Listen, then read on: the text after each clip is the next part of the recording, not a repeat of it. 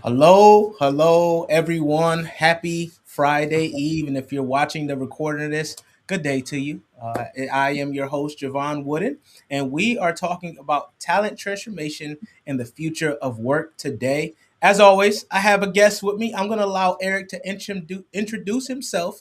I'm already stumbling. See, that's why I'm going to let him do it. So go ahead, Eric, introduce yourself and tell us why talent transformation means so much to you. Yeah. And you don't have to be nervous. It's okay. You're a legend, man. I'm nervous. No, not true, not true. So yeah, a little bit about me. I live in Miami, but as you can tell from my accent, I'm not from around here. I was born and raised in the UK, but in my late teens, I got transferred to the US to do a project. I ended up kind of commuting backwards and forwards between the UK and the US. Moved here in my late 20s. Was running a software company. Then I ended up representing other software companies from around the world here in the US, and then kind of settled and standardized on one. It was a, a, a company selling DOS software and Windows software, and then we took that all the way to the cloud. And in about 2018, I realized I was burning out. I was doing 300 nights a year in hotels, and I thought this isn't going to end well. I'm just going to die on a plane somewhere. So decided to kind of start the exit for that, and so sold that business in 2021. And in the point between me deciding I wanted to exit and actually exiting, I wrote this book, and the book was called Talent Transformation. And what I was trying to do was bring all of my expertise and assessments, so personality assessments, skills assessments, certification credentials, kind of bring that together in a book to explain how credentials and competence and was going to be so important for the future of work. So we could kind of take on simple, repetitive tasks in the past, but in the future, there's going to be a lot of creativity, a lot of communication as we see teams specialize.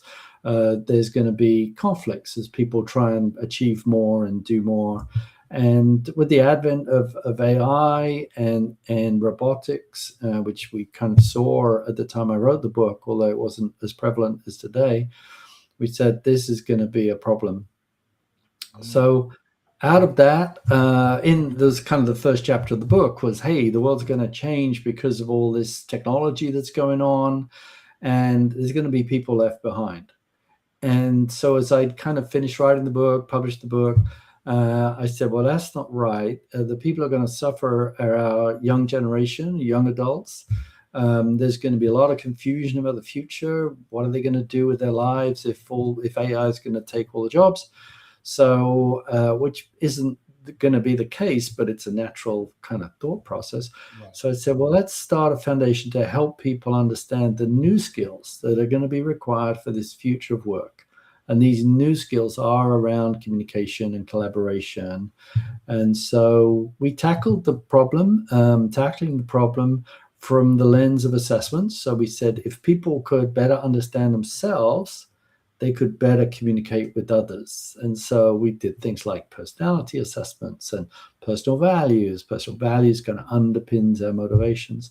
Mhm. So we now have a suite of 20 of those assessments. We have about 1,000 people a day using our tech to just help them better communicate with others. You said a word, and what I'm hearing, the underlying thing that you're saying is humanity is what is going to lead us into the future That's of right. work, right? Absolutely. You mentioned that you foresaw it as a problem. You didn't foresee it as a solution, and I caught that, and I was like, okay, that's natural inclination of change, right? People identify the problem, like, oh my gosh. So when you mentioned the assessments, walk us through, like, someone's uncertain, they don't really know what it's going to mean for their job, their future of work. How does your site, Talent Transformation, and your assessments kind of help them to get that clarity they're looking for or need? Yeah. So let me go through a bit of a personal journey. So after I'd sold the business, I sat back and go, what am I going to do? Kind of, I could see this looming problem. And I went out and I took a bunch of the industry assessments, and most of them I had to pay for. Some are very expensive, but I just sold a business, so it didn't, worry me so much. But then I thought, I'm lucky and privileged to be able to do that to kind of help me navigate into my future. What about the people who can't? Let me look to that. So there was things like learning mindset. How do I actually learn? How's curiosity play into that? Or how's my personality? People might think, oh, it's good to be extrovert or it's good to be Mhm. introvert. It doesn't matter. You are who you are. It's kind of how you play with others. It's more important. So the whole intent was to provide this mirror so people could see, like, their personal values, for instance, underpin motivation. This is what wakes me up in the morning. If I'm doing something that doesn't resonate with my value, I'm more likely to get irritated and not enjoy my work. If I do something that resonates with my values, then I'm going to be motivated. So we framed the questionnaires to be quick, to give feedback, to say, not to say this is right and this is wrong, but saying this is who you are, but not everyone's like you. Other people are like this. Yeah. So that's the reason we chose assessments and how we do it. Yeah, no, I appreciate that, and I know that we hear a lot of talk is probably for the past few years about skills based hiring and upskilling and reskilling and all these other things. But from a talent transformation standpoint, how do we identify as employees and employers the skills that really matter for the future of work? And I know communication is always going to be a skill we need, but what are some other skills that you're seeing are a must for people looking for jobs and those that are hiring? The ability to learn, the ability to change. So rather than being resistant to change, to um, uh, to recognize change and be able to go with the flow. Mhm. So there's a risk that we are resistant to change. We're just comfortable in a bubble. But I think recognizing how the world is and not trying to wish it was somewhere else. Well, you can wish the world's another place, but it isn't. It's this is reality.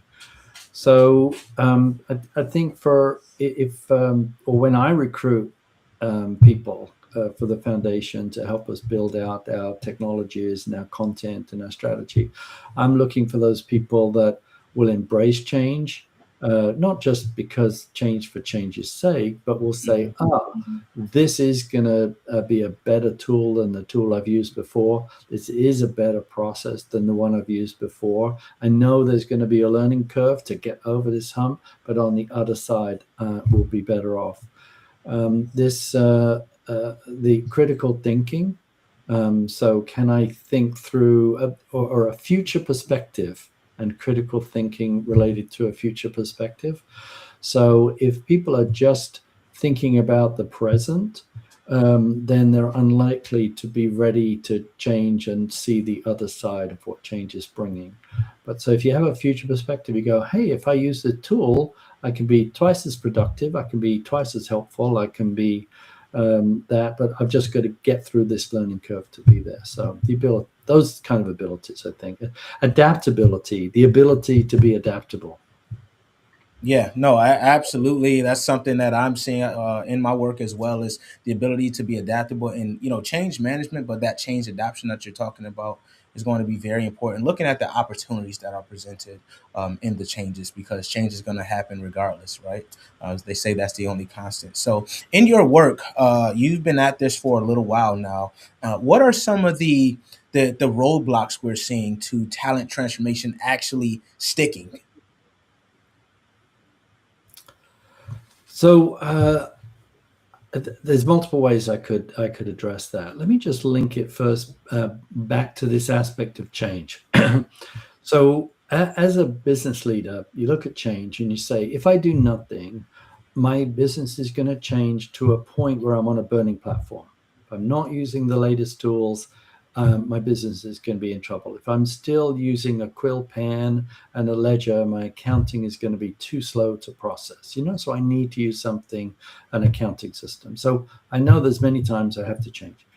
But then we look to the future and we go, well, but if I change, what if it all goes wrong? I'm going to be in a worse place than I am now. So I have this fear that if I change, there's going to be this problem in the future.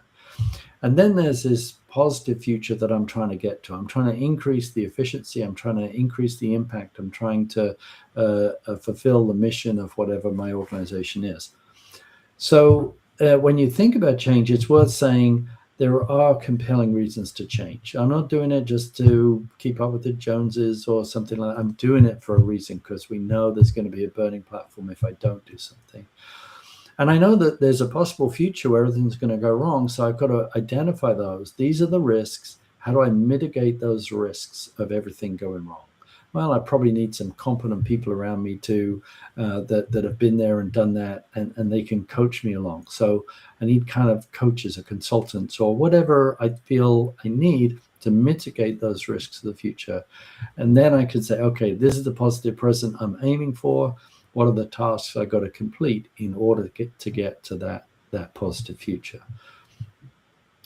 On the stickiness, let me phrase it in that way, around Foundation for Talent Transformation. So I think there's several parts of that. We're a non-profit business, so we measure our impact by the number of people taking our assessments, the positive feedback we get, the number of installs on our app. So we got some KPIs just like a regular business. As a non-for-profit, you don't just want to throw money down a hole. You actually want to have an impact. So you identify the KPIs. These are the things. If we do these, we know we're having an impact. And that's a kind of a constant series of tasks to keep up with that. So, there's the outreach, there's the marketing, there's the re-engagement, improving the product, improving the offering, watching, where people like it, where they people. So that's kind of from a foundation standpoint. How do we make our product offerings more sticky? Then we come to the other part of this, Jevon, was the how do you bring about the change within the individual? And so the individual, we're trying to encourage people's recognition of their intrinsic motivation. So there's periods in our life, especially in the transition from school into work, college to work, where previously you've been extrinsically motivated. You've had parents or guardians or teachers, you do this, you get your homework done, or there's going to be a big stick. But then you transition into this new world of work, and now you have to take responsibility. You have to turn up to work on time. You have to engage with strangers to learn. For us to help others go through those behavioral changes, it's really encouraging people to reflect and recognize their intrinsic motivations. No, I think that's very important because I deal with a lot of leaders from mid-level all the way up to the board level, and what I notice is they don't really take time for introspection. So it's like you get so caught up in these goals, you lose what your values are, you lose who you are, you lose what really matters to you, why you started the work in the first place, why you're getting up. And when that happens, the talent transformation doesn't take because that person isn't aware of how their work is meaningful. They don't feel challenged, they don't feel purpose. All these different things start to happen. So that's a great point to kind of take inventory of the intrinsic aspect of the work first before we can make external excellence possible. That was a really really key point there. And we have someone in a chat. They're asking. They said, "Would you choose skills over degrees today? Is there an and or there?" I think it depends a lot on the person's context. As an example of this, a neighbor of mine said, "Oh, his son wants to be an electrician." And I said, that's a great profession, especially when I look at how much people charge me to do electrical work in my home, Yes. and it's unlikely to be replaced by robotics. It's unlikely to be replaced by AI. And it's not, sometimes we think that it's the one and only decision of our life. And it was in the past, you'd go to school, potentially college, potentially university, you get a job, you stay in that job for 40 years or varieties of that job for 40, 50 years, you retire and die. That was it. But now we're in a different world where you learn stuff. The world changes. You have to learn new stuff. You work, you change, you learn, you work, you change. So for some people, college and higher education brings fantastic skills of disciplines, skills of networking, because it's not just about skills. You get a great network when you're in higher education. Right. And for some professions, absolutely essential. If you're going to be a nurse or a doctor or some, we need highly skilled professionals, and there are people, bless their hearts, that are willing to commit all of that time, energy, money to get one of those highly skilled professions, and that's fantastic. But it's in the past we maybe didn't think electricians was a great profession or plumbers was a great profession, but these days they are. And so it depends very much on the person. It depends on the resources they have access to. So if someone can pay for them to go to a prestigious school and get a medical degree, then they might choose that more of a course. But if they're struggling, they might choose a community college, they might choose a trade school. We are seeing that certifications are becoming real passports to work. So people leaving school and maybe partial college, getting some certifications, you can get into employment reasonably quickly.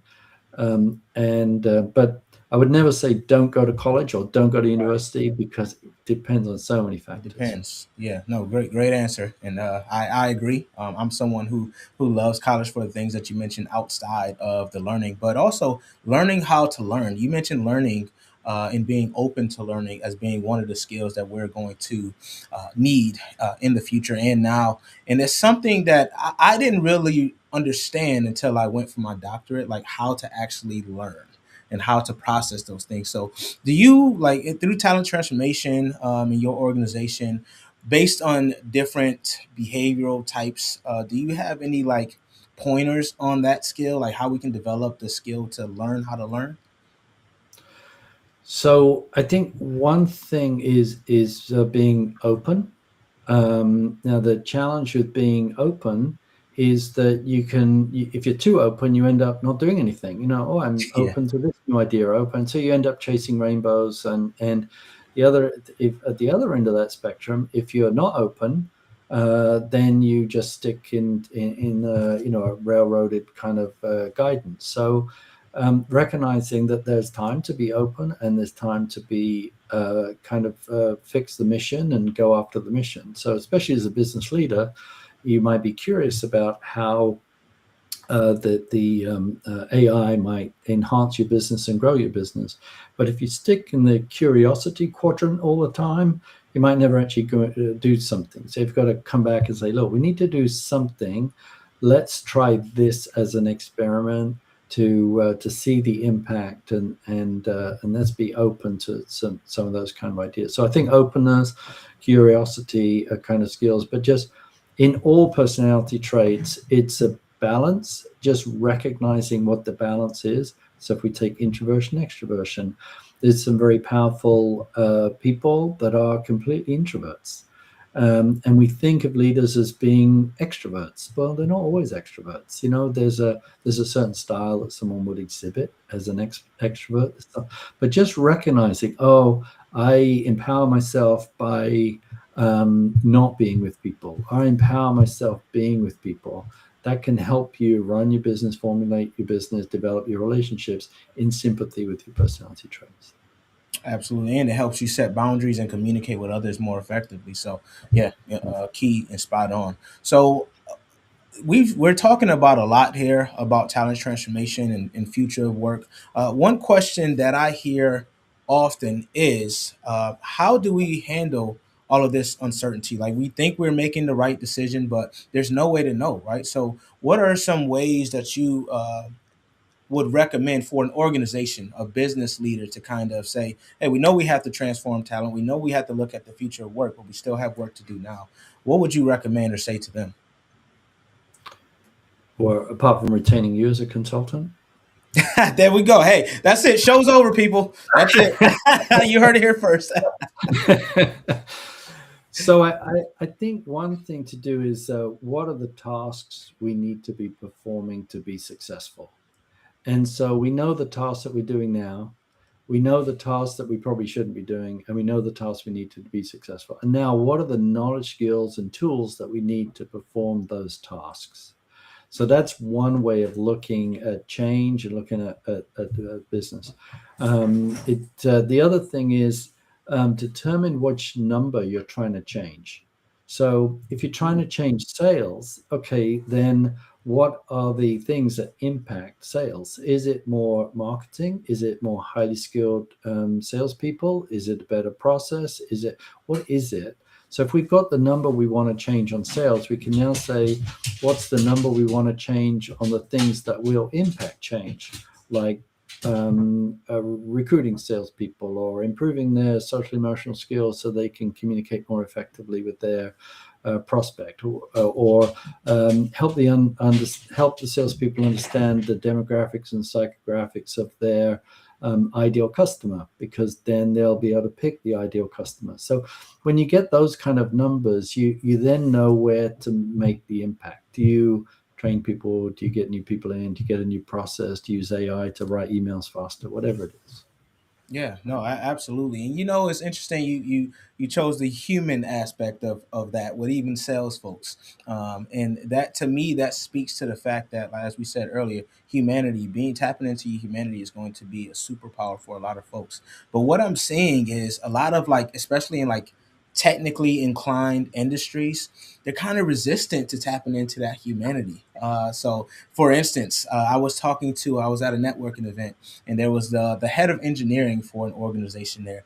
And I asked, he was so excited. He said, oh, we're excited. We do this. We design, build, and maintain. That's all we do. And I said, okay, what about design, building, and maintaining people? Like, do you have anything for your folks? He said, we don't worry about that. They got to take care of that crap on their own.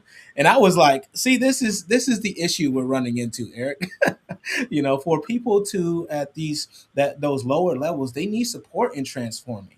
But a lot of these leaders, they're not willing to invest in that. So how do we get past that mindset of, hey, people got to do that development on their own time, or it's not as important as we make it out to be, to develop the person, the human aspect of that person?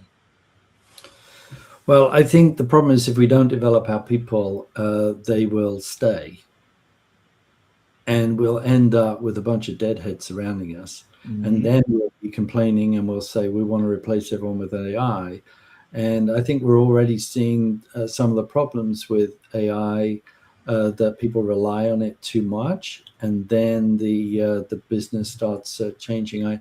I wonder, for instance, when we see this network outage yesterday, mm-hmm. I go, that feels like someone just did a code update with AI, and now no one really knows what the impact was. I'm not saying that was the case, but you can see how those kind of mistakes go on. The other thing we've seen that recently, like the when the internet went down, right? Someone changed the DNS record and they couldn't figure out what the heck happened. That's right. There was a funny incident where someone didn't pay their bill for the DNS, and the developer was so frustrated he just paid it for them, so he could get his email back online. Yeah. So we're still going to need people to understand. I wanted also to talk about the issue of psychological safety. So people will be more creative and will have a greater impact if they feel safe in their roles. So if a leader isn't paying attention to the psychological safety of their teams and their team members, then they won't be as creative and they won't be thinking effectively. I think this is one of the reasons we see Google has been successful, that they take psychological safety extremely importantly. They've written a number of great papers on it. And the human skills, we used to be human, but we were trained to be machines. Hmm. So we have that kind of in our generational memory, is that we just do repetitive tasks because that's what work is. But now we're getting to a point, no, you have to be human. You have to communicate with your people like you're in a little village, and you can't just upset them to score a point, because that's going to come back to bite you. You've got to work out how to resolve the differences and how to come up with the solutions to be successful. So yeah, human skills absolutely number one, and helping people develop them. The what we're seeing with young adults is they're buried in social media. Even older people and young adults, we're all buried in social media. And if we don't like something, we jump out of that echo chamber, and we save ourselves in our own echo chamber. So people we disagree with, we just avoid. But in the new world of work, you don't. You have to use those human skills to actually work effectively and successfully with people that we might not naturally like.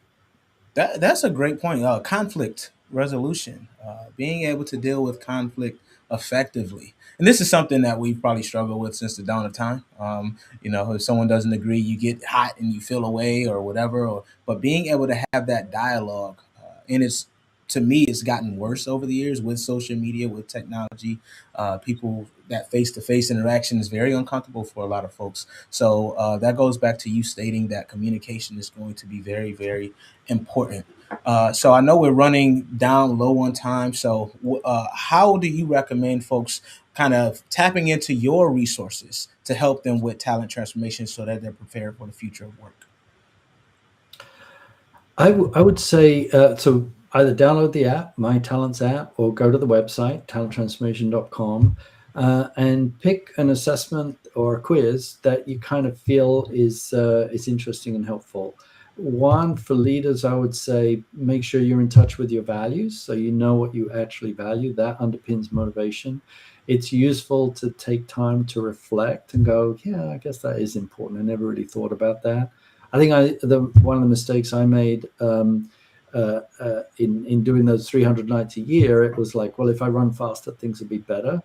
But I think if I'd run a little slower and I'd looked in the mirror and go, wait a minute, I need to do more of this and less of that. So values, emotional intelligence. I imagine most leaders that you appeal to are already emotionally intelligent, but just recognizing how other people might not be as emotional intelligence as your organization would need. So encouraging that throughout the organization so people can recognize their emotion. What are the triggers that are causing them to become emotional? How to manage that, how to take a time out, say, look, I'm getting irritated at the moment. Let me come back and talk about this. And reading the room. So that's important for a leader, but also for everyone else. So emotional intelligence be good. Personality traits is always fun. Conscientiousness and neuroticism and all that stuff. So I would tend to go for The the dog ones that agrees. he's very emotionally unintelligent. It's inappropriate. I love it. No, thank you so much for all of this insight, Eric. And if you all haven't got, you just rewatch it if you missed a couple of things because Eric gave us a lot of gems. And if you notice, the skills that he were recommending was all about tapping into being human, using it to your advantage.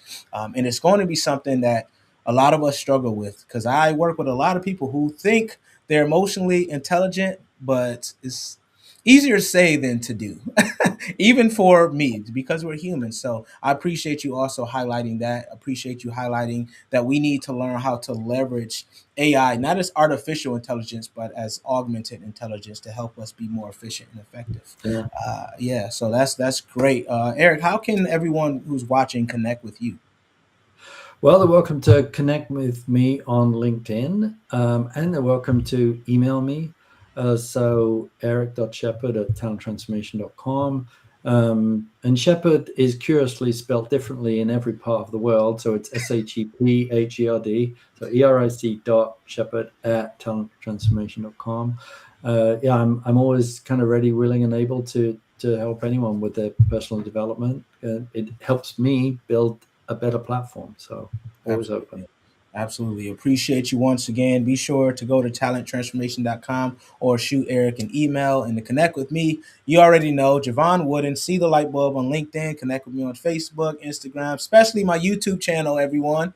Thank you for everyone who has engaged with us. Drop your comments below. We will still be on the lookout for them. And remember, until next time,